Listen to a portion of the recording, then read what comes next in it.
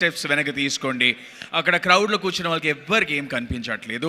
So requesting the camera team, మాకు తెలుసు ఎన్నిసార్లు క్యాప్చర్ చేసినా యూ వోంట్ బీ సాటిస్ఫైడ్. దీనికి సాటిస్ఫాక్షన్ అనేది లేదు. I understand. Requesting the camera team to step back. Thank you. Okay అక్కడే సౌండ్ బాగుంది, ఎక్కడికి వస్తున్నాను. Thank you.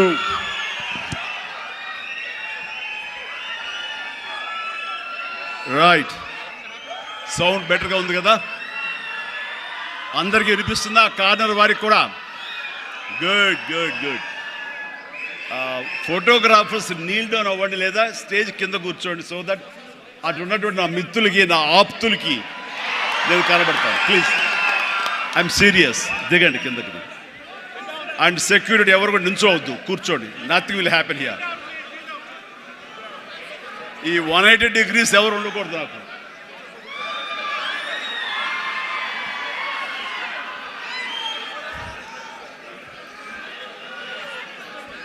Thank you and good evening. APTA, American Progressive Telugu Association ఆధ్వర్యంలో నడుస్తున్న ఈ క్యాటలిస్ట్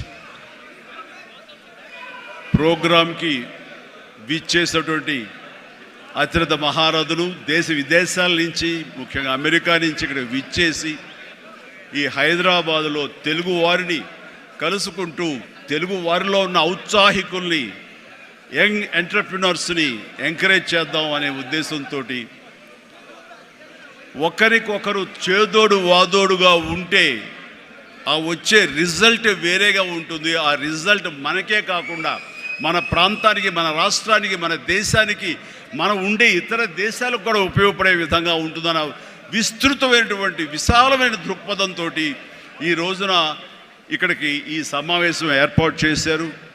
ఈ సమావేశం ఇంత చక్కగా, ఇంత ఎలక్ట్రిఫైయింగ్గా, ఇంత ఎనర్జెటిక్గా జరుగుతూ ఇంతమంది ఈరోజు సమావేశమై మిమ్మల్ని చూస్తుంటే ఆప్తా సభ్యులు కాదు, నా ఆప్తులు అనిపిస్తుంది. అలాంటి ఆప్తులకు నా హృదయపూర్వక నమస్కారాలు తెలియజేస్తున్నాను. కొన్ని సభలకు వెళ్ళినప్పుడు ఏదో ముక్తసరిగా, మొక్కుబడిగా ఉంటుంది, కానీ ఇలాంటి చోటుకు వచ్చినప్పుడు నా కుటుంబ సభ్యుల మధ్య ఉన్న ఫీలింగు, మీరంతా నా కుటుంబ సభ్యులు, ఒక పండుగ పురస్కరించుకుని నన్ను ఇక్కడ ఆహ్వానించారనిపిస్తుంది. అంత ఆహ్లాదంగా ఉంది, అంత ఆనందంగా ఉంది. ఇక్కడ చూస్తుంటే ప్రతి ఒక్కరిలోనూ నా మీద వారికి ఉన్న అభిమానం, ఈ తెలుగు మీద ఉన్న అభిమానం, ఈ దేశం మీద ఉన్న అభిమానం ప్రతి ఒక్కరి కళలో సుస్పష్టంగా కనబడుతూ ఉంది. అండ్ దానికి గాను ప్రతి ఒక్కరికి నాకు ఇస్తున్నటువంటి ఈ యొక్క అద్భుతమైన స్వాగతానికి శిరస్సు వంచి నమస్కరిస్తున్నాను. ఇలాంటి అత్యద్భుతమైనటువంటి కార్యక్రమం ఇక్కడ ఏర్పాటు చేయడానికి ముందు ధైర్యం కావాలి, గట్స్ కావాలి.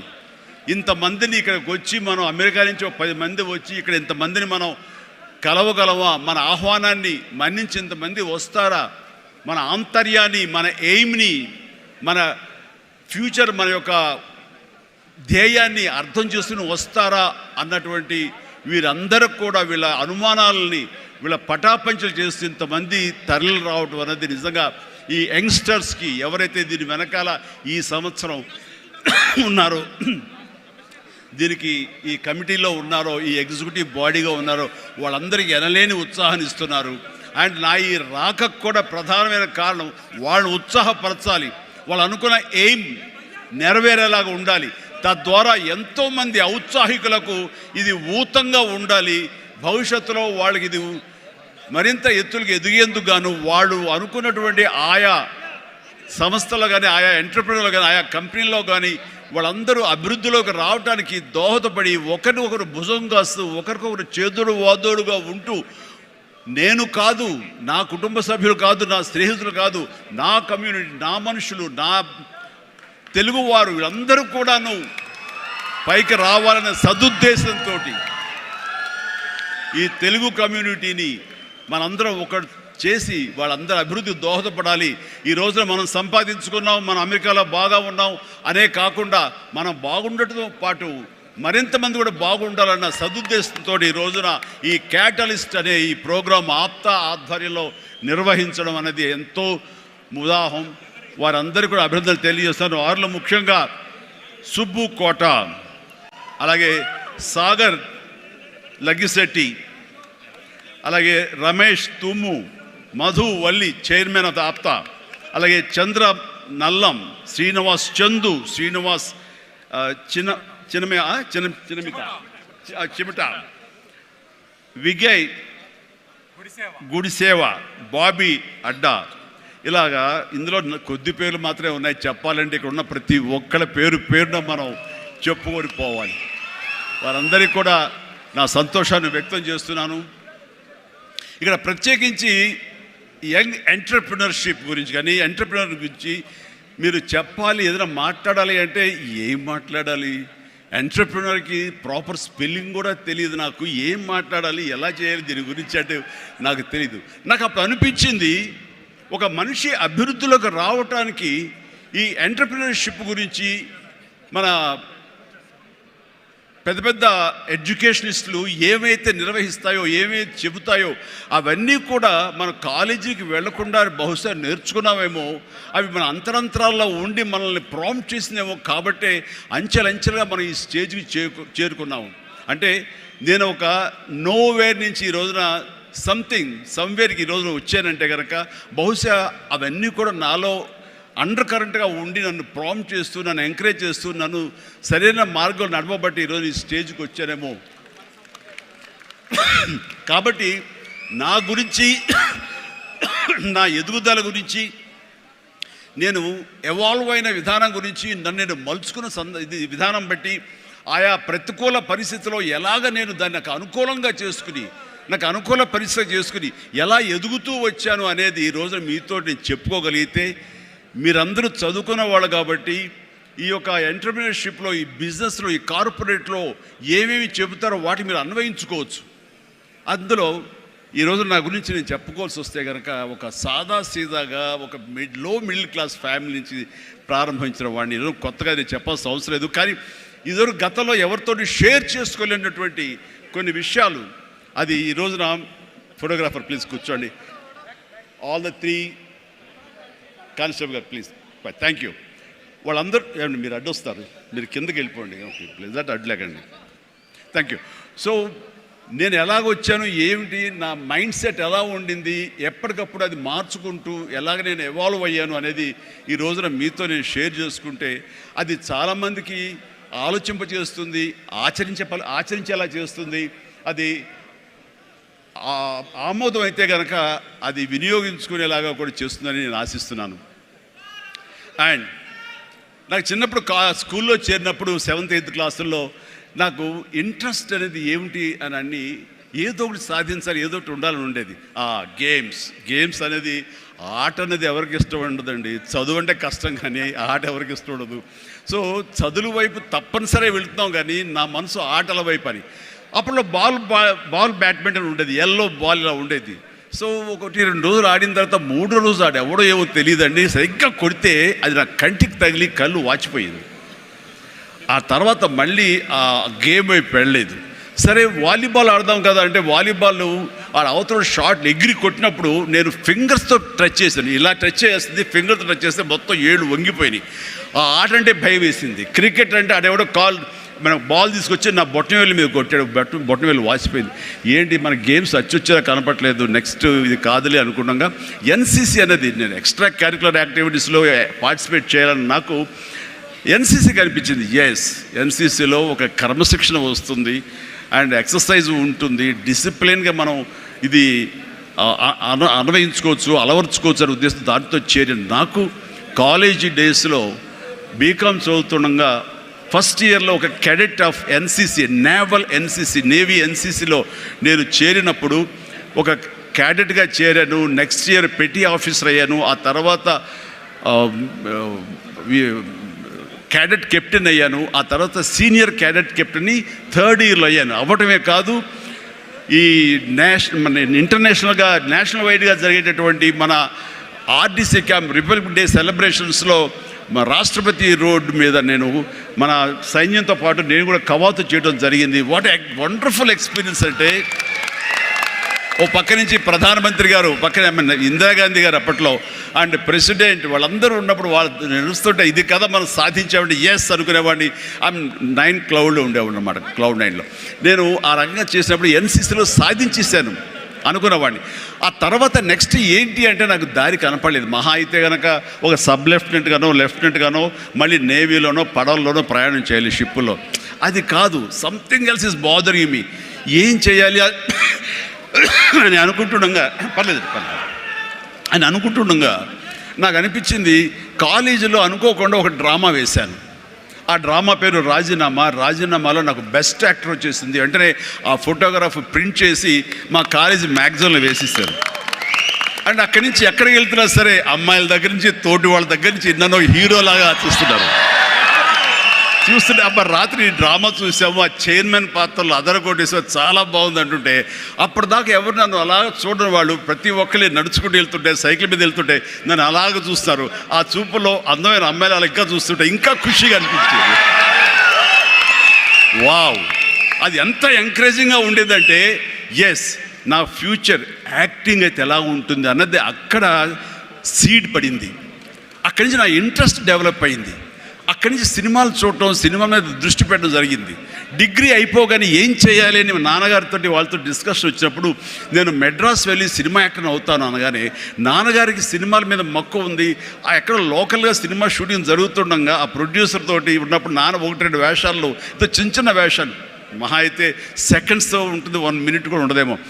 ఏ సెంటర్గా నాకు ఇది ఎందుకు చేయకూడదు, చెయ్యొచ్చురా, కానీ అది మన ఏరియా కాదు, మనకు ఎవరు తెలిసిన లేరు, అక్కడ దిక్కుముక్కు లేదు, నీకు ఎవరు ఆసటగా నిలబడతారు, బాసటగా నిలబడతారు, ఎవరిని చేయూతనిస్తారు, చాలా కష్టం, ఎక్కడో అన్నోన్ ఫీల్డ్కి వెళ్ళి నువ్వు రాణించగలవా, ఒంటరిగా వెళ్తున్నావు అని అంటే ఏదో గట్ ఫీలింగ్, నేను రాణిస్తాను అన్న నమ్మకం, నేను వస్తాను అన్న నమ్మకం. ఎందుకంటే ఏమనుకున్నా, ఏ బ్యాంక్ ఎంప్లాయీ అనుకున్నా, నాన్నగారిలాగా పోలీస్ డిపార్ట్మెంట్ అనుకున్నా, ఇంకోటి అనుకున్నా, నేవీ ఆఫీసర్ అనుకున్నా కిక్కి ఇవ్వటలేదు. అదే సినిమా యాక్టర్ అయితే యా అని అనిపించింది అని అప్పటి నుంచి సినిమా మీద దృష్టి పెట్టాలంటే నేను లింగులిటుకుంటూ వెళ్ళి 4 ఫోటోలు తీసుకుని ఆఫీసుకి వెళ్తే ఎవడో ఆదరించడు. నేను ఒక ఫిలిం ఇన్స్టిట్యూట్లో ట్రైనింగ్ అయ్యానండి, ఆమె ట్రైన్డ్ యాక్టర్ అని అంటే ఎంతో కొంత ఆదరణ ఉంటుంది. కూర్చొని చేసి టీ అని ఇస్తారేమో అనే ఉద్దేశంతో నేను ఫిలిం ఇన్స్టిట్యూట్లో జాయిన్ అయితే అక్కడ నేను అయ్యాను. ట్రైనింగ్ అయిన తర్వాత అక్కడి నుంచి ఏ ఒక్క రోజు కూడా రమ్మండి, ట్రైనింగ్ పూర్తి అవ్వకుండానే నన్ను నా టాలెంట్ని చూసి ఆయా ప్రొడ్యూసర్లు అప్పటికప్పుడు నాకు వేషాలు ఇవ్వడం మొదలుపెట్టారు. నా ఫోటోలు తీసుకుని ఏ ఆఫీస్కి వెళ్ళలేదు, ఏ ఆడిషన్స్కి వెళ్ళలేదు నాకు. బట్ ఒకటే ధ్యేయం, ఎస్ అని. ఆ టైంలో అందరూ తెలుసుకోవాల్సింది, మీ వర్క్లో కూడా తెలియకుండా పాండీ బజార్ వెళ్ళేవాడిని ఎప్పుడైనా. అక్కడ వెస్టర్న్ ఇంట్రెస్ట్ నుండి డిస్గస్టెడ్ పీపుల్, ఫ్రస్ట్రేటెడ్ పీపుల్ అక్కడ ఉండే కాఫీలు టీలు తాగేవాళ్ళు. నేను అక్కడికి వెళ్ళేవాడిని. కొంతమంది కలిసి ఏంటి కొత్తగా వచ్చావా, ఏం చేస్తున్నావు, సినిమాల వేషం ట్రై చేస్తానని, ఇంకా ఇన్స్టిట్యూట్లో ట్రైనింగ్ అవుతున్నాను. ఆహా అబ్బో రైట్ రారా, వీడు చూడు ఎంత అందంగా ఉన్నాడో, కొట్టేరు లాంటి ముక్కు, మంచి ఇది వచ్చేస్తూ, వీడికే దిక్కు ముక్కు లేదు, సోసోగా కనిపించే నీకేంటయ్యా, ఇదో ఇక్కడ అక్కు ఆశ పెట్టుకోకు, ఇక్కడున్న ప్రతి ఒక్కళ్ళు కూడా సినిమాల్లో ఏదో ప్రయత్నం చేసిన వాళ్ళే, ఇక్కడ నా అనేవాళ్ళు ఎవరు లేకపోతే నువ్వు రాణించలేవు అని చెప్పినప్పుడు చాలా డిసప్పాయింట్ అయిపోయేవాడిని, సల్క్ అయిపోయేవాడిని, కుంగిపోయేవాడిని. అలాగే రూమ్కి వెళ్ళేవాడిని. ఆ రోజంతా నిద్ర పట్టేది కాదు, నిజమా అనేది. నేను ఏదైతే ఆశలు ఏదైతే మనసులో పెట్టుకుని నేను అవుతానని నమ్మకం ఉందో ఆ నమ్మకం సడిలిపోయేది, బ్రేక్ అయిపోయేది, కూలిపోయేది. అప్పుడు నేను ఒక్కడనే, నాకు ఆంజనేయ స్వామి ఒక్కడే నాకు ఉండేవాడు. ఆయన దగ్గరికి వెళ్ళి ఆయన ప్రార్థించున్నాను, ఆయనతోటే నేను కాన్వర్స్ చేసేవాడిని, ఆయనతోటే సంభాషించేవాడిని. ఆయనతోటి నేను ఏది మాట్లాడినా సరే ఆయన నాకు బదులు చెప్తున్నట్టుగా అనిపించేది. నేను ఎవరు వెళ్ళమన్నారా అక్కడికి, నెగిటివిటీ ఫీల్డ్లోకి? నీకు పాజిటివ్ కావాలి. ఎక్కడైతే నీకు పాజిటివిటీ ఉంటుందో నీ పాజిటివ్ ఫీలింగ్ని, నీ ఎయిమ్ని అది ఎన్హాన్స్ చేస్తుంది, స్ట్రెంగ్తన్ చేస్తుంది. అక్కడికి వెళ్ళు. అది గట్టి పడేంత వరకు, నీకు అవకాశాలు వచ్చేంత వరకు, నువ్వు రాణించేంత వరకు నెగిటివిటీని అస్సలు దగ్గర తీసుకోకు. ఫ్రస్ట్రేటెడ్ పీపుల్స్ సమక్షంలో వెళ్ళకు, నీ మీద నమ్మకం పెట్టుకో అని ఆ భగవంతుడు నాకు చెప్పాడు. ఏ పర్సనాలిటీ డెవలప్మెంట్స్ కానీ, ఏ మన బిజినెస్ మేనేజ్మెంట్లో కానీ ఏ బుక్స్ నాకు ఏమీ తెలియదు, అది స్పెల్లింగ్ కూడా తెలియదు నాకు. ఆయన చెప్పినప్పుడు ఇంట్యూషన్, అది నా అంతరాత్మే నాకు ప్రబోధించిందా లేకపోతే బయట నుంచి ఆ భగవంతుడే చెప్పాడా, అది నేను అది నిర్వచించను. కానీ ఇక మీద అటు వెళ్ళకూడదు అని అనుకున్నాను. ఎప్పుడు ఇంతవరకు మళ్ళీ ఆ నెగిటివిటీ వైపు, వాళ్ళ ఫ్రస్ట్రేటెడ్ పీపుల్ ఎప్పుడు ఎంటర్టైన్ చేయలేదు నేను. ఆ నమ్మకమే నాకు నిజంగా నాలో బలమైంది. అంటే మీరు ఒక ఉదాహరణ చెప్తాను అందరికీ అర్థమయ్యేలాగా. మనం ఒక అద్భుతమైనటువంటి సౌధం, ఒక బిల్డింగ్ కట్టాలంటే స్లాబ్ వేస్తాం. ఆ స్లాబ్ వేసినప్పుడు ఆ వేసిన ఒక్కరోజు వర్షం పడకుండా ఉంటే బాగుండు, అది దాని నీరు తగలకుండా ఉంటే బాగుండు, అన్ని రకాల కేర్లు తీసుకుని, వెదర్ రిపోర్ట్ కూడా తీసుకుని మనం స్లాబ్ వేస్తాం. ఆ స్లాబ్ వేసిన 24 hours తర్వాత దాన్ని నీరు పడితే గనక లోపల మొత్తం అది పాడైపోతుంది. అలాంటి స్లాబ్ ఆ తర్వాత క్యూరింగ్ చేయడం కోసంగా అదే వాటర్ తోటి మనం క్యూర్ చేస్తాం మనం. అప్పుడు ఆ వాటర్ దాన్ని స్ట్రెంగ్త్కి బలమేస్తుంది తప్ప అది కూలిపోవడానికో ఇదే పాడైపోవడానికో దోహదపడదు. అంటే మనం మానసికంగా గట్టిపడినప్పుడు ఏ నెగిటివిటీ అయినా సరే మనం ఏమీ చేయలేదు. అంటే ఇంకొక ఉదాహరణ చెప్పాల్సి వస్తే కనుక, ఒక పెరుగు తోడుకుంటున్నప్పుడు ఆ ప్రాసెస్లో ఒక చిన్న ఉప్పు బెళ్ళపడ్డా లేదు ఒక నిమ్మకాయ రసం అందులో పడ్డా సరే మొత్తం విరిగిపోతుంది. అదే పెరుగు గట్టిపడిన తర్వాత దాంట్లో అదే నిమ్మకాయ అదే ఉప్పు వేస్తే ఆ రుచే వేరు. అందుకని మనం ఆ యొక్క ప్రాసెస్లో ఉన్నప్పుడు, అది సాధించాలనే మన పట్టుదలతో ఉన్నప్పుడు ఎలాంటి నెగిటివిటీ ఉండకూడదు. నీ మనసునే నమ్ముకోవాలి. నీ ఎయిమే నీకు మెయిన్. కళ్ళ గంతలు కట్టిన గుర్రంలాగా నీ ఎయిమ్ వైపు నువ్వు సాధించుకుంటూ దాన్ని ఏమైనా సరే నా వశం చేసుకోవాలన్న పట్టుదలతో వెళ్తూ ఉండాలి. వెళ్ళేవాడి కష్టాన్ని నమ్ముకోవాలి, పర్సివరెన్స్ నమ్ముకోవాలి, డెడికేషన్తో ఉండాలి. ఆ రకంగా నేను నిజం చెప్తున్నాను. నేను ఎప్పుడు ఎక్కడ ఏ చెడు అలవాట్లకు కానీ, ఎక్కడ ఏ వయసెస్ కానీ, వ్యసనాలకు కానీ లోను కాకుండా ఆంజనేయ స్వామి అనేవాడు నా ధ్యేయం. నాకు సినిమాలో నెంబర్ 1 అవ్వాలన్నది ఒకటే ధ్యేయం. ఆ రకంగా ముందుకుంటూ వస్తూ ఉండేవాడిని. ఈ లోపల అవమానాలు జరగకపోలేదు, ఎన్నో డిసప్పాయింట్మెంట్ జరగకపోలేదు. అయితే అప్పట్లో నాది బాగా గట్టిపడినటువంటి కాంక్రీట్ స్లాబ్, బాగా గట్టిపడినట్టు పెరుగులాగా అయ్యాను కాబట్టి ఇవేమీ నాకు లేవు. వీటిని నాకు అనుకూలంగా మలుచుకున్నాను. ఒక గ్రద్ద పైకి ఎగురుతున్నప్పుడు తన స్వశక్తితోటి పైకి ఎదగదు. కొంతవరకు ఎగిరిన తర్వాత అక్కడ ఉండేటటువంటి గాలి పవనాలని అదును చూసుకుని వాటిలోకి ఎంటర్ అయ్యి ఆ యొక్క కరెంట్స్తో అది ఇంకొంచెం హైట్కి వెళ్తుంది. అందుకని నాకున్న పరిస్థితులు నాకు అనుకూలంగా మార్చుకుని నేను పైకి వెళ్తూనే వచ్చాను తప్ప ఎప్పుడు కిందకి పడలేదు. ఈ రోజుకి పడలేదు. సినిమా ఇండస్ట్రీకి అంత ఇదిగా ఉన్నానంటే నాకు నేనుగా ఏర్పరచుకున్నటువంటి, నాకు నేనుగా చూసిన ఫిలాసఫీ తోటి ఆ యొక్క దీంతో ముందుకు వెళ్తూనే వచ్చాను. అంటే చాలాసార్లు చెప్పాలంటే ఎన్నో డిసప్పాయింటింగ్ జరిగింది నాకు. అంటే ఒక సినిమాలో నన్ను బుక్ చేసి మహానటుడు రామారావు గారితో అప్పట్లో ఒక సినిమా చేశాను, తిరుగులేని మనిషి అని. దేవి ప్రసాద్ గారు ప్రొడ్యూసర్. అందులో నేను, ఫటాఫట్ జయలక్ష్మి, ఆయన, రతి అగ్నిహోత్రి చేశారు రామారావు గారితో. ఆ సినిమాలు చాలా బాగా చేశాను. రామారావు గారి పక్కన మరొక హీరోగా నాకు అవకాశం వచ్చింది. అంతా ఎర్లీ స్టేజ్లోనే అనుకుంటాను. నాకు ఆ సినిమా ఫెయిల్ అయింది. ఆ తర్వాత మళ్ళీ అదే రామారావు గారితో మళ్ళీ సినిమా చేసే అవకాశం వచ్చింది ఒక దిగ్దర్శకులతోటి. అయితే నాకు డేట్లు ఇచ్చారు, నా మెజర్మెంట్స్ తీసుకున్నారు, నేను వెయిట్ చేస్తాను. కానీ నా పేరు లేకుండా మరొకరి పేరుతోటి ఆ అనౌన్స్మెంట్ అయ్యేసరికి ఎక్కడ డిసప్పాయింట్మెంట్ వచ్చింది. ఏంటిది అని ఆ రోజు నా ప్రొడ్యూసర్ని పిలిచి, ఇదేంటంటే షెడ్యూల్ స్టార్ట్ అయిపోతుందంట, నాకు డేట్లు చెప్పారు, నేను ఆ డేట్లు ఎవరికి ఇవ్వకుండా నేను ఇక్కడ దాచిపెట్టాను, నేను ఎదురు చూస్తున్నాను అంటే, సారీ చిరంజీవి గారు, ఎలా చెప్పాలో తెలియక మేము టైం తీసుకున్నాము. ఎందుకంటే పోయిన సినిమా మీది ఫ్లాప్ అయింది కదా కాంబినేషన్లో, అందుకని దానికి గ్లామర్ ఉండదని మీరు వద్దనుకున్నామని. ఆ విషయం చెప్పచ్చు కదండి అని అంటే, ఆ టైంలో నేను నాతో సినిమా చేస్తే సినిమా ఫెయిల్ అవుతుందని ఒక బ్యాడ్ ఇది ఒక నా మీద స్ప్రెడ్ అయ్యే అవకాశాలు ఉన్నాయి.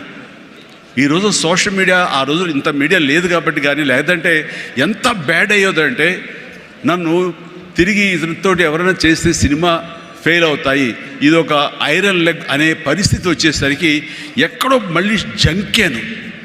కానీ గ్రద్దలాగా నాకు అనుకూలంగా ఉన్నటువంటి అవకాశాల పవనాల్ని అదునుగా చూసుకుని నేను ఎదిగాను. ఎస్, దాన్ని పాజిటివ్గా తీసుకున్నాను.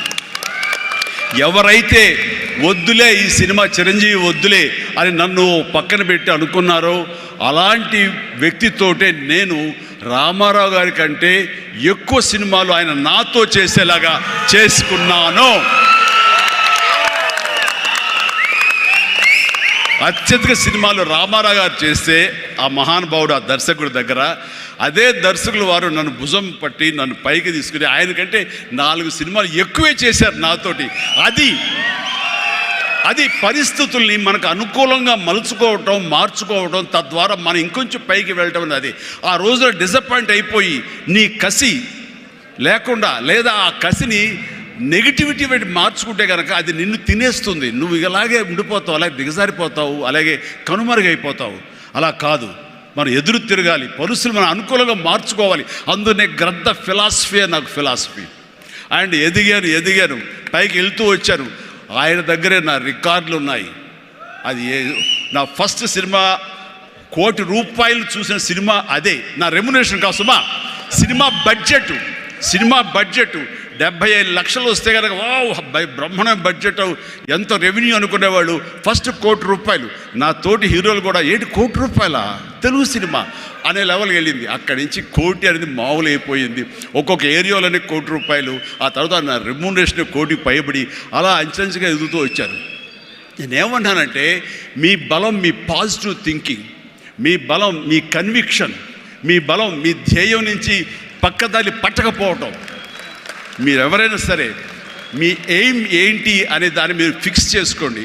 ఆ ఎయిమ్ని వెళ్ళటం కోసంగా దారులు వెతుక్కోండి. అవకాశాలు ఇలా అబండెంట్గా ఉంటాయి. వాటిల్లో మనకు కావలసిన అవకాశాలు, మన ధ్యేయానికి లక్ష్యానికి దగ్గరగా ఉండే అవకాశాలు మనకి పాపపై కనపడుతుంటాం. ఆ పాపపై కనపడే దాన్ని మనం గుర్తించగలగాలి, వాటిని ఎంబ్రేస్ చేసుకోగలగాలి, వాటిని మనకు అనుకూలంగా మనం మలుచుకోగలగాలి, అవి మనం బలంగా చేసుకోగలగాలి, వెళ్ళాలి. ఇనీషియల్గా వెళ్ళినప్పుడు డబ్బే సంపాదించుకోండి. డబ్బే కాదు ప్రధానం, నిలదొక్కుకోవడం ప్రధానం. మన ఎయిమ్ వైపు మనం వెళ్ళటం అన్నది అది ప్రధానం. వెళ్ళిన తర్వాత డబ్బు ఆటోమేటిక్గా వస్తుంది. అనుకున్నావా ఇంత వస్తుందని, ఆ తర్వాత డబ్బునే పెంచుతుంది. సో నేను అలాగే వెళ్తూ వచ్చాను. నిలదొక్కుకోవాలి, ఇక్కడ నెంబర్ 1 అనిపించుకోవాలి, నా స్థానం సుస్థిరం. ఇది లేకపోతే నేను బయట నయా పైసాకి పని చేయను.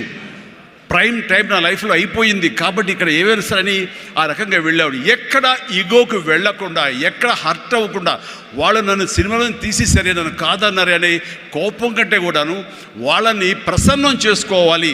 వాళ్ళు మళ్ళీ అతన్ని మనం బాధ పెట్టుంటామేమో కదా అని వాళ్ళ మనసుల్లో వాళ్ళు వాళ్ళు గిల్ట్ ఫీల్ అయ్యేలాగా చేసి నెక్స్ట్ ఏమైనా సినిమా చేయాలయా అని అనిపించేలాగా నా బిహేవియర్ ఉండేది.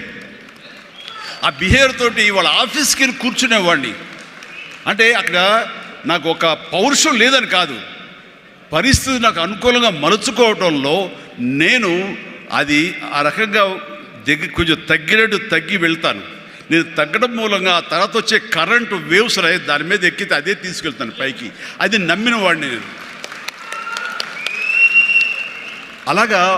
అలాంటి దర్శకులతోటి, ఆ దర్శకులతోటి నేను హైయెస్ట్ సినిమాలు చేశాను అన్నది ఈ రోజున వాస్తవం. అలాగే ఇక్కడ సినిమా ఇండస్ట్రీలో నీ టాలెంట్ అనేది ఇనిషియల్ స్టేజ్లో secondary. How you behave, how you cooperate with the producers. So all the time how you look in to their benefit, వాళ్ళ బాగులు ఎలా చూసుకుంటావు, వాళ్ళకి లాభం రావాలి ఎలా చూసుకుంటావు అనే దాని మీద దృష్టి పెడితే అది నిన్ను మరింత దగ్గర చేర్చుకుంటుంది. రామారావు గారి ఎగ్జిట్ తర్వాత, ఆయన పాలిటిక్స్కి వెళ్ళిన తరువాత ఒక గ్యాప్ లోపల ఉన్నారు మహానటులు ఎంతోమంది ఉన్నారు. శోభన్ బాబు గారు, కృష్ణరాజు గారు, కృష్ణ గారు, నాగేశ్వర గారు అందరూ ఉన్నారు. ఆ టైంలో ఒక కొత్త వాటికి ఛాన్స్ రావడం అనేది ఎంత కష్టం అనేది నేను ప్రత్యేకించి చెప్పక్కల. ఈ రోజుల్లో మాత్రం కానే కాదు. ఆ రోజుల్లో ఏంటి అంటే నా టాలెంట్ ఉంది కదా ఎస్ అని అనుకుంటే కుదరదు బాబు. నీ బిహేవియర్ కూడా దానికి అడిషనల్గా యాడ్ అవ్వాలి. మనం కొంచెం ఏంటంట అని ఇలా అన్నామనుకోండి, అబ్బో వీడితో ఎక్కడ పడుతున్నా బాబు, వద్దురే బాబు, ఆల్టర్నేటివ్ చూడండిరా అనేలాగా వాళ్ళ మైండ్ సెట్ ఉంటుంది. మనలాంటి నటులు ఎంతోమంది ఉంటారు. బట్ వాళ్ళలో మనం బెస్ట్ ఆప్షన్ అంటే అపార్ట్ ఫ్రమ్ అవర్ హిస్టానిక్ టాలెంట్స్, మనకున్న నైపుణ్యం కంటే కూడా మన వ్యక్తిత్వం కూడా అక్కడ చాలా చాలా ప్రధానమైన పాత్ర వహిస్తుంది. అలాంటి వ్యక్తిత్వాన్ని నమ్ముకుని వాళ్ళ ఆఫీసులకు వెళ్ళి కూర్చుని వాళ్ళతో సత్సంబంధాలు ఏర్పరచుకుని మీలో ఒకడిని అంటూ వాళ్ళకి ఆ నమ్మకం కలిగించి పెట్టి అలా ముందుకు వెళ్తుండేవాడిని. ఎలాగ ఎవాల్వ్ అయ్యాను అంటే నన్ను ఇండస్ట్రీ నాకు చేయూతనిచ్చి ఇండస్ట్రీ నన్ను పైకి ఎదిగేలా చేసింది అనే దానికంటే నన్ను ప్రేక్షకులు ఫస్ట్ వాళ్ళు నన్ను గుర్తించారు. ఇండస్ట్రీ గుర్తించలేదు, ప్రేక్షకులు గుర్తించారు, ప్రేక్షకులు చేయూతనిచ్చారు. అందుకనే ప్రేక్షకుల పట్ల నాకు ఎప్పుడూ కృతజ్ఞత ఉంటుంది.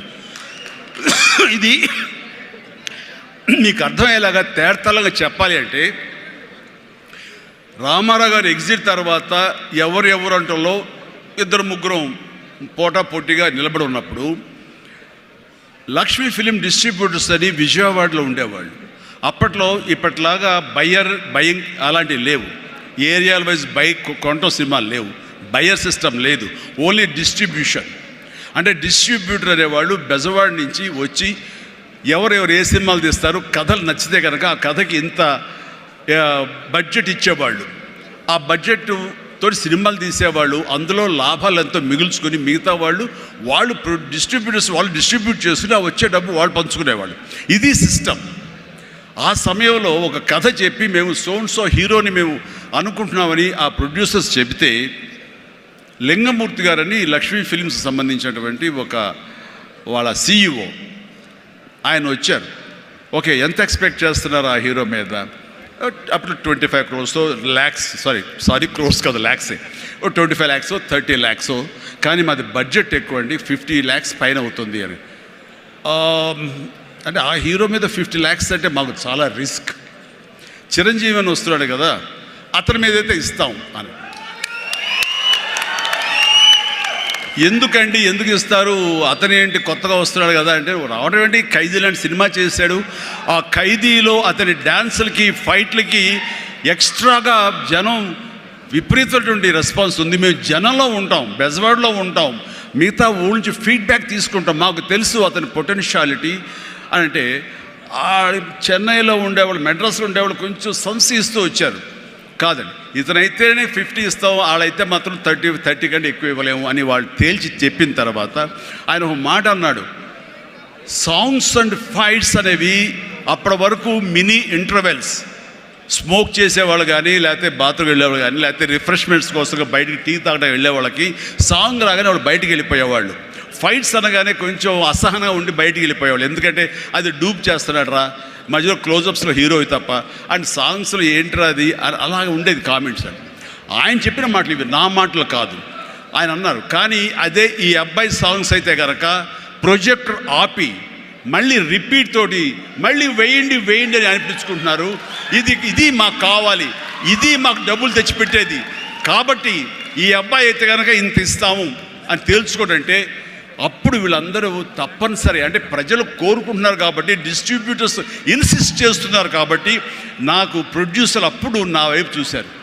అది పోయి ఏమైందంటే రామారావు గారి తర్వాత రామారావు గారి ప్రొడ్యూసర్లు ఎవరున్నారో అంతమంది ప్రొడ్యూసర్, దేవిప్రసాద్ గారు, చలసాని గోపి గారు, త్రివిక్రమ్ గారు అండ్ వాట్ నాట్, ఏడు నాగేశ్వరరావు గారు, ఇలాంటి నిష్ణాతులైన ప్రొడ్యూసర్లు అందరూ ప్రతిరోజు నా షూటింగ్లు ఎక్కడ జరుగుతున్నా, ఎవరితో జరుగుతున్నా, ఏ ప్రొడక్షన్ జరుగుతున్నా సరే వచ్చి నా దగ్గర కూర్చుని వాళ్ళందరూ కలిపి ఈవినింగ్ స్నాక్స్ తింటూ ఉండేవారు. అప్పుడు అనేది ఇది కదా నా బలం, ఇది కదా నేను సాధించుకున్నాను అని. రామారావు గారి ప్రొడ్యూసర్లు తిరిగి నాతో సినిమాలు తీస్తుంటే అది ఎనలేని బలం. నెంబర్ 1 హీరో అవ్వాలని అనుకున్న నాకు ఆ క్షణం అనిపించింది, ఎస్ అయ్యానని. అయ్యానని ఒకసారి కాలర్ ఎగరేస్తే ఏమవుతుందో కూడా నాకు తెలుసు. అందుకనే అణిగిమణిగే ఉండాలి, ఎప్పుడు సబ్జ్యూడ్గానే ఉండాలి. నెంబర్ 1 అనేది నా మైండ్లో ఎప్పుడు పెట్టుకునేవాడిని కాను. స్వేర్ కష్టపడి పని చేస్తే ఆటోమేటిక్గా ఆ నెంబర్ అట్లాగే ఉంటుంది తప్ప ఎక్కడికి పోదు. అదే నమ్మకంతో తప్ప నేను నెంబర్ 1 చెప్పుకుంటే అది నాతో నిలబడుతుందన్న నమ్మకం లేదు. మనం కష్టపడి అలాగే అదే విధంగా ముందుకు సాగుతూ ఉంటే కనుక ఆటోమేటిక్గా వస్తుంది. ఆ నెంబర్ 1 స్థానం అలాగే నిలబడి ఉంటుంది. అది గట్టిగా నమ్మిన వాడిని. ఇది ఎవరు చెప్పింది కాదు, నా అంతరాత్మ నాకు చెప్పింది కాబట్టి దాంతో ఫాలో అవుతూ వచ్చేవాడిని. అందుకని ఈ రోజున నేను సరదాగా ఎంటర్ప్రినర్షిప్ వెళ్ళది నేను నా సోత్కర్షం చెప్పకూడదు అనుకుంటున్నప్పుడు నేను ఏం పాయింట్ చెప్పాలని ఊరికి నేను గూగుల్ చేసేవేళ చేస్తే the key principles to become an entrepreneur, identify your passion. NCC తర్వాత నిర్దిష్టంగా నా ప్యాషన్ ఏంటో నాకు తెలిసి వచ్చింది. Acting and take calculated risk.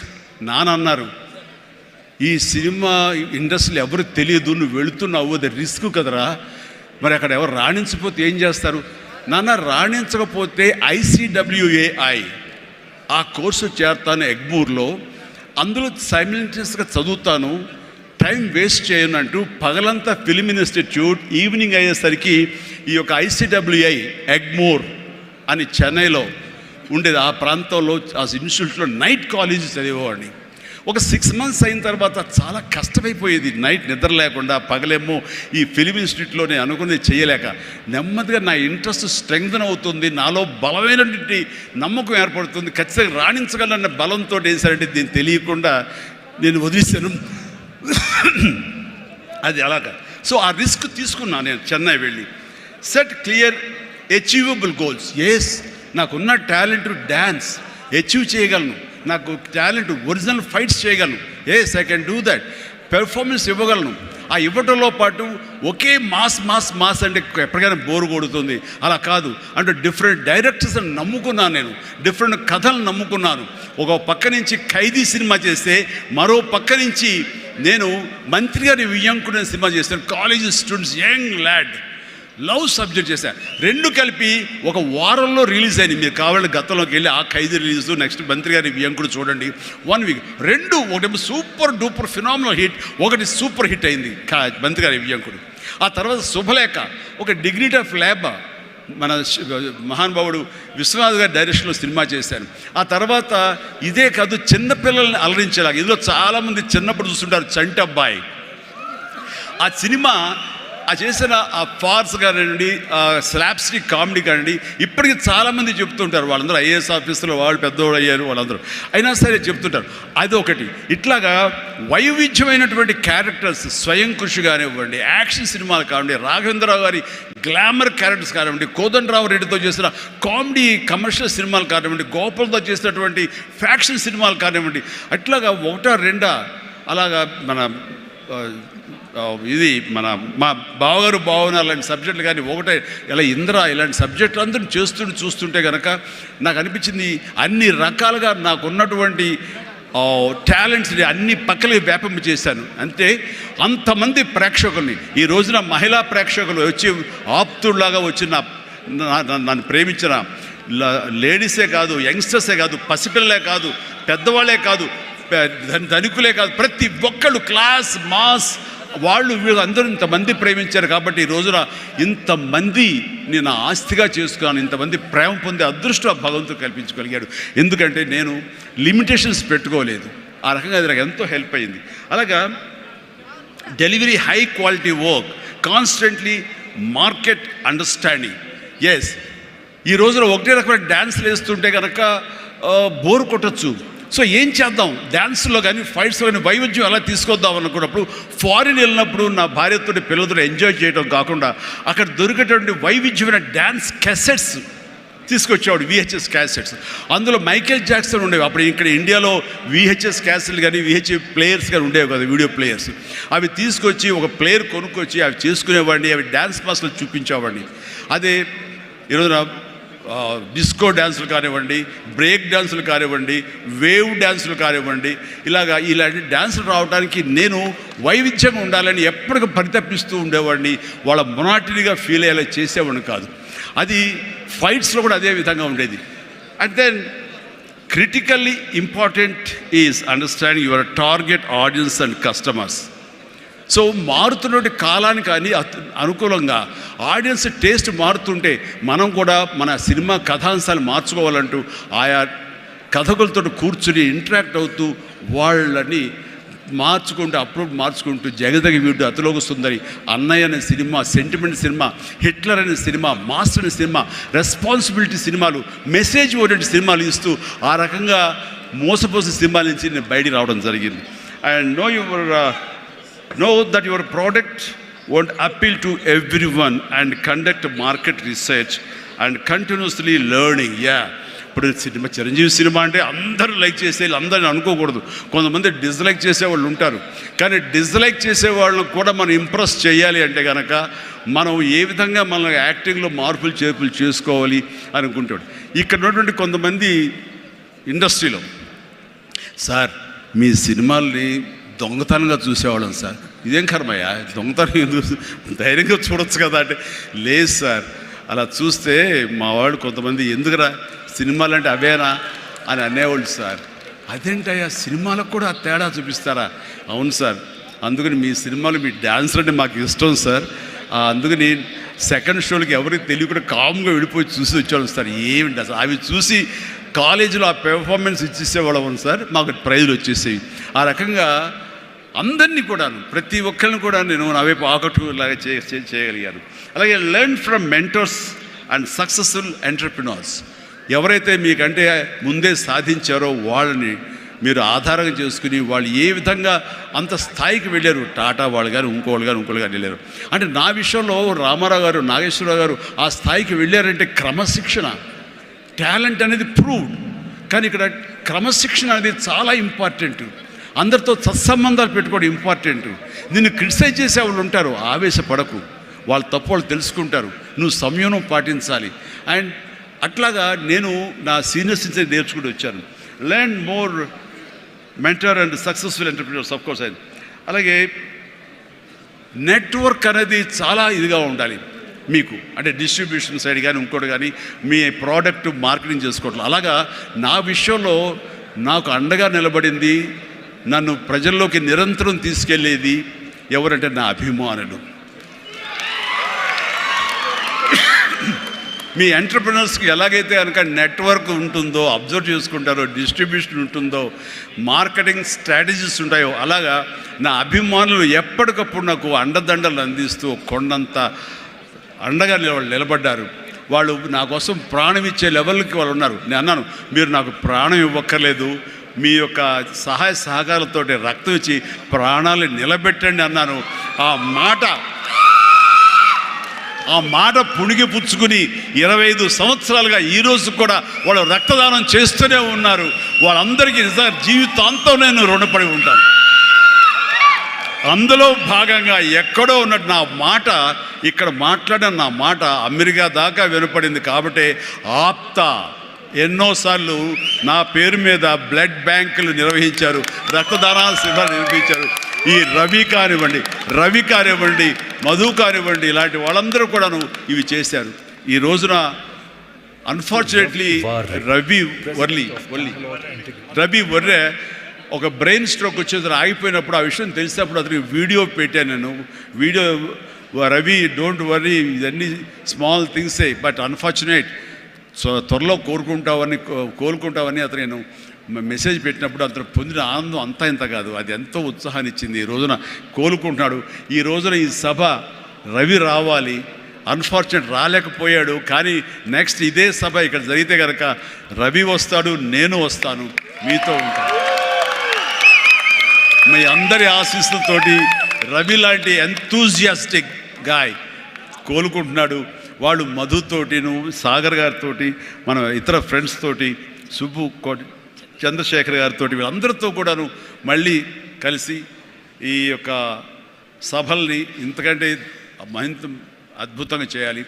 And ఆ రకంగా నేను మీ ఎంటర్ప్రినర్షిప్ యంగ్స్టర్స్ ఎలాగ రావాలి ఏమిటి అనేది నా గురించి నేను చెప్పుకోవడంలో తెలియకుండానే మీకు అందరికీ చెప్పాను. అది మీకు అందరికీ అర్థమై ఉంటుందేమో అనిపిస్తుంది. కాబట్టి ఇది నాకు గొప్ప అవకాశం.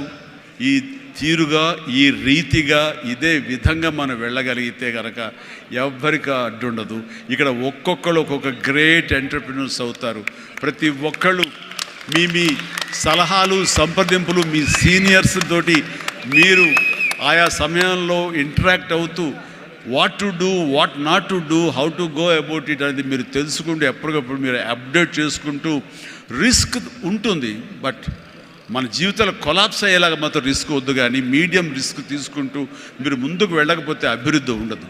ఛాలెంజ్ సినిమా ఎంతమందికి ఇన్స్పిరేషన్ వచ్చింది అంటే ఆ రోజుల్లో ఏమి చేయాలరా అని తొయ్యనంటే వాళ్ళకి ఆ సినిమా ఒక దిక్సూచిలా ఉండి ఈవెన్ మనం కూడా అచీవ్ చేయగలం అనే నమ్మకం వచ్చింది. అలాగా సినిమాల ద్వారా ఇతోధికంగా నేను చాలామందికి మార్గదర్శకంగా నిలబడ్డాను, ఇన్స్పిరేషన్గా నిలబడ్డాను. ఆ రకంగా మీరు కూడా ఈ వండర్ఫుల్ జీవితం, ఒకే ఒక జీవితం, దీన్ని సద్వినియోగపరుచుకుంటూ మీరు మరింత హైట్స్కి ఎదగాలని, మరింత అభివృద్ధిలోకి ఎదగాలని, ఇదే సభ 1 year లోపు జరిగినప్పుడు మీరు ఫీల్ అవ్వాలి. లాస్ట్ టైం మనం వచ్చే January 25, కానీ ఈ January 26 ఆ ప్రాంతాల్లో మనం ఎంత ఎదిగాము ఇది అంటే చిరంజీవికి మీరు చెప్పుకుంటే కనుక అంతకు మించి నాకు కావాల్సింది ఏమీ లేదు. ప్రతి ఒక్కరిని మనస్ఫూర్తిగా ఈ అవకాశాన్ని సద్వినియోగపరచుకోండి. మీ యొక్క అభివృద్ధికి దీన్ని థ్యాంక్ యూ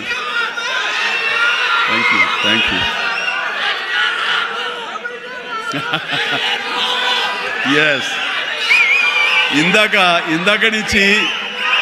నుంచి చాలా చెప్తూ నా అచీవ్మెంట్స్ గురించి చెప్పాను. Pawan Kalyan is my achievement, Ram Charan is my achievement, నా ఫ్యామిలీలో ఉన్న అందరు బిడ్డలు అందరూ కూడా నా అచీవ్మెంట్. వీళ్ళందరూ చూస్తుంటే ఇది కదా నేను సాధించానని. మొన్న పవన్ కళ్యాణ్ ఇంటికి వచ్చినప్పుడు ఒక మాట అన్నాడు, అన్నయ్య నీకు ఒక మాట అన్నయ్యవాడికి గుర్తుందా అని. ఏమన్నానరా, మన ఇంట్లో ఇంతమంది మీరందరూ ఉన్నందుకు, నాకు ఈ అవకాశం భగవంతుడు ఇచ్చినందుకు ఇది నాతో ఆగిపోకూడదు. ఒక రాజ్ కపూర్ ఫ్యామిలీలో ఎంతమంది ఎలా ఉన్నారో ఆ రకంగా మరొక రాజ్ కపూర్ ఫ్యామిలీ మన మెగా ఫ్యామిలీ అవ్వాలి అని నువ్వు చెప్పావు. ఈ రోజున చూస్తుంటే తలుచుకుంటే నీ మాట ప్రభావం, నీ మాట మంత్రంగా ఈరోజు పనిచేసి మన ఫ్యామిలీలో ఇంతమంది 90 ఉన్నావు, 10 మంది దాకా ఉన్నావు అంటే కనుక నీ మాట పవర్. ఎందుకంటే నువ్వు చాలా నిష్కల్మషంగా అంటావు, అనేదో కన్విక్షన్తో అంటావు, అందులో ఎలాంటి పొల్యూషన్ ఉండదు కాబట్టి దానికి బలం ఎక్కువ అన్నయ్య. మంచి మనసుతో అంటావు, పాజిటివ్తో అంటావు అని కళ్యాణ్ బాబు అంటే అవును కదా అనుకున్నా. తెలియకుండా అదే ఒక పత్రిక కపూర్ ఫ్యామిలీ ఆఫ్ సౌత్ అంటూ మా గురించి ప్రస్తావించినప్పుడు భగవంతుడా, ఇది మా గొప్పతనం కాదు, నువ్వు ఈ ప్రజలు, నా అభిమానులు, ఈ ప్రేక్షకులు మమ్మల్ని ఆదరించారు కాబట్టి మేము ఈ స్థాయిలో ఉన్నాము అనుకున్నది ఆ రకంగా సాధించగలిగాము అనిపిస్తుంది. అండ్ గతంలో ఎప్పుడు నేను ఏ సభలోనూ ఇంత మనసిప్పి మాట్లాడుకోలేదు. అది మీతోటి నేను మనసిప్పి మాట్లాడుకునేంత ఆప్తుల మధ్య ఈ ఆప్తా సంస్థ సంబంధించి నా గుండెని టచ్ చేశారు.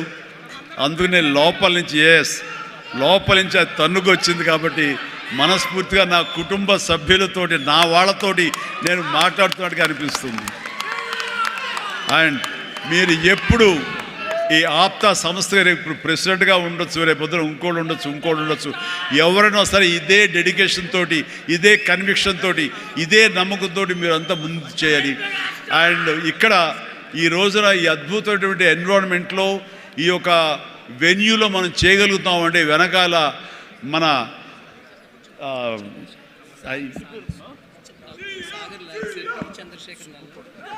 ఈ వెన్యూ ఇచ్చినటువంటి మా గోపి చలమశెట్టి అనిల్ అంటారు. గోపి నాకు అత్యంత ఆప్తుడు, నా ఇంటి మనిషి. మేము ప్రతిరోజు కలుసుకుంటూనే ఉంటాం. అతను కూడా మామూలు సాదాసీదా స్థాయి నుంచి ఈ రోజున తనలో ఉండే ఆ ఇంటెలిజెన్స్ అవనివ్వండి, ఆ ఇంటలెక్చువల్ థాట్స్ అవనివ్వండి, ఆయన చెప్పాలంటే సైన్స్ చదువుకొని సైంటిస్ట్ ఆయన. ఈ రోజున మన దేశం గర్వించే విధంగా గ్రీన్ ఎనర్జీలో ఆయన పాయినీర్ అయ్యాడు, నిష్ణాతుడయ్యాడు, హైట్స్కి వెళ్ళాడు. ఇప్పుడు ప్రపంచపరంగా కూడా మనందరం గర్వించే స్థాయికి తను వెళ్ళాడు. ఈ రోజున ఈ హైటెక్ సిటీ తనదే. మన అందరి కోసంగా ఈ వెన్యూ ఏర్పాటు చేసినటువంటి నా మిత్రుడు, నా తమ్ముడు, నేను అనే గోపి, మీరు అనేటువంటి చలమశెట్టి అనిల్ని మనస్ఫూర్తిగా అభినందిస్తున్నాను. అనిల్, నీ ముఖం ఎవరు చూస్తుంటారు, ఉంటే ఇటు వస్తావా నా పక్కకి? గోపి ఎక్కడ వెళ్ళిపోయాడు దొంగ? జస్ట్ వస్తున్నాడు సార్, వస్తున్నారా? Yeah please Gopi come yeah. ఒక బొకే ఉందండి, ఒక బొకే ఉందా?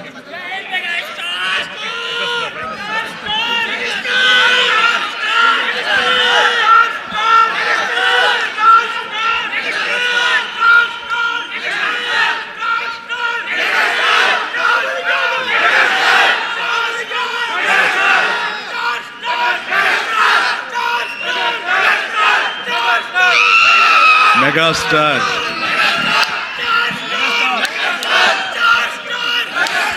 Thank you.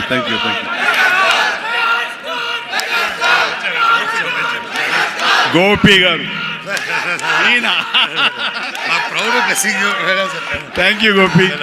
అండ్ వీళ్ళు ఏర్పరచిన ఈ సభకి మీరు చేసినటువంటి ఈ యొక్క సపోర్ట్కి వారందరి తరపున, ఆప్తా తరపున, నేను ఆప్తా క్యాటలిస్ట్ తరపున నేను మీకు ధన్యవాదాలు తెలియజేస్తాను. More important is I want to, this being a catalyst and an entrepreneurial platform, this is the basic nature what we have to learn.